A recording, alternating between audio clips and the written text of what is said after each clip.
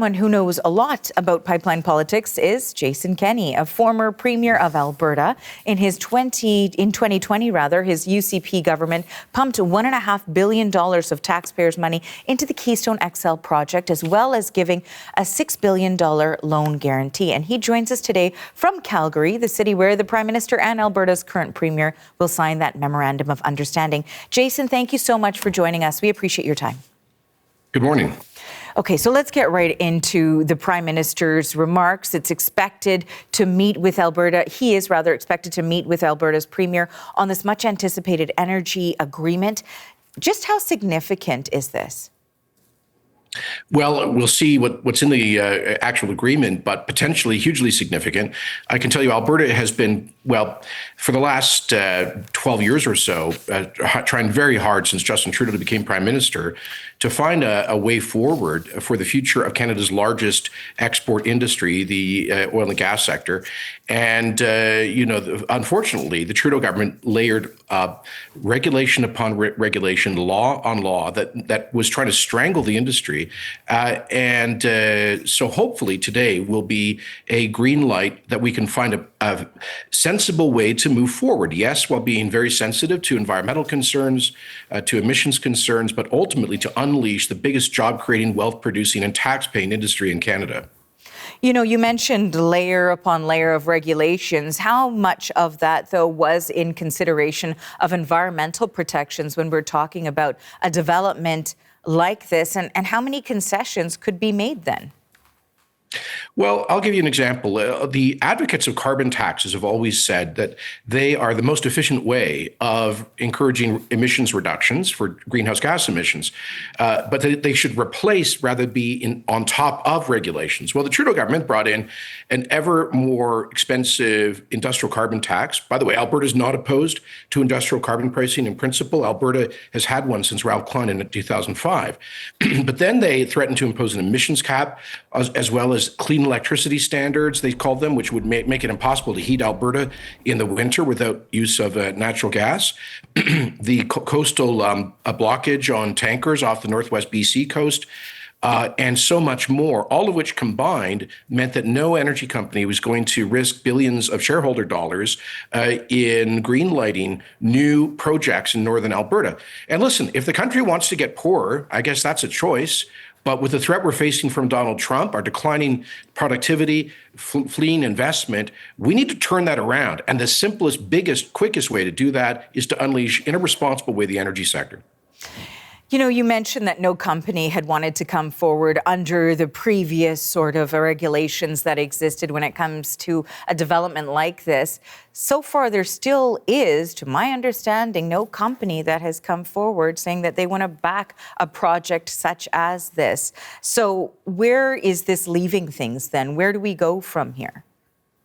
Well, again, we'll have to see what's in the agreement today. But based on what I've been hearing, I think it could create the conditions for private sector proponents to sharpen their pencils and do the math on whether this is viable. But it has to be economically viable. Canada produces about 6% of global oil. We have the third largest reserves, mainly untapped reserves. And we're making good money right now at $60 West Texas Intermediate price, which is quite low, because our oil sands producers are very efficient. And so you could spend a lot of money on a new pipeline and generate profits as long as the carbon pricing is not massively uncompetitive and the attached technology for carbon sequestration, again, doesn't make it uneconomic. So we'll have to see what the details say, but I'm hopeful. I'm hopeful because there will be a growing global demand for what we produce for a long time to come.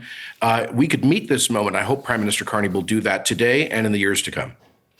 In terms of any sort of future forward steps when it comes to this memorandum of understanding and what it may lay out, there also does need to be cooperation and support from key Indigenous communities, First Nations communities that would be impacted by a potential project like this, and the BC government as well. Where do things stand with that, and how much of a challenge might that be for Alberta's current Premier? Well, it's a challenge for any major project in this country, as we know.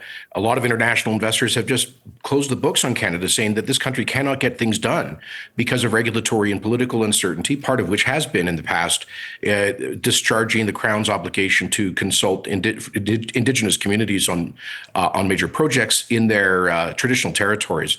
But I'll remind you that the Trans Mountain expansion went ahead, and according to the Supreme Court of Canada, 111 of the 119 Indigenous communities with an interest in that supported it or were neutral towards it. Similarly, Coastal GasLink, LNG Canada went ahead with the support of every relevant elected First Nations council.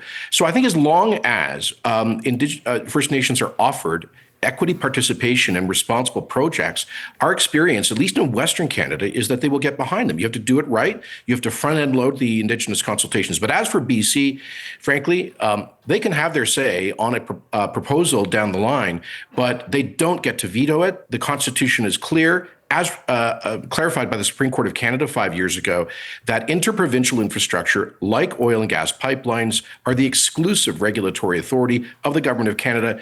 Do we live in one Canadian economy or not? Is BC Premier David Eby going to respect the Constitution or not? That's his choice, but the law is very clear. And finally, I wanted to ask you, oil and gas projects don't typically come together very fast. This, as we understand it right now, doesn't mean that a pipeline is a sure thing. That is for certain. So when it comes to what is being done here, can it be perceived more of an olive branch between Ottawa and Alberta, which have had tensions in the past? Well, I guess you could look at it that way. I mean, I think the first responsibility of any Canadian Prime Minister, regardless of party stripe or where they're from, is national unity. And, the feeling of Albertans is that we've been the key engine of the Canadian economy for a long time. We generate, we pay about $20 billion more to Ottawa and the rest of the Federation through our federal taxes than we get back in federal payments and benefits. And Albertans' attitude is, okay, we're happy to share the benefits of our resources as long as the rest of the country lets us responsibly develop those resources. Hopefully that's what we'll see today. And I would point out, Mr. Carney did grow up partly in Edmonton in northern Alberta. And I've talked to him many times about these issues. I think he's sensitive to these issues. And again, I hope we'll see that sensitivity in a real substantive way with today's agreement.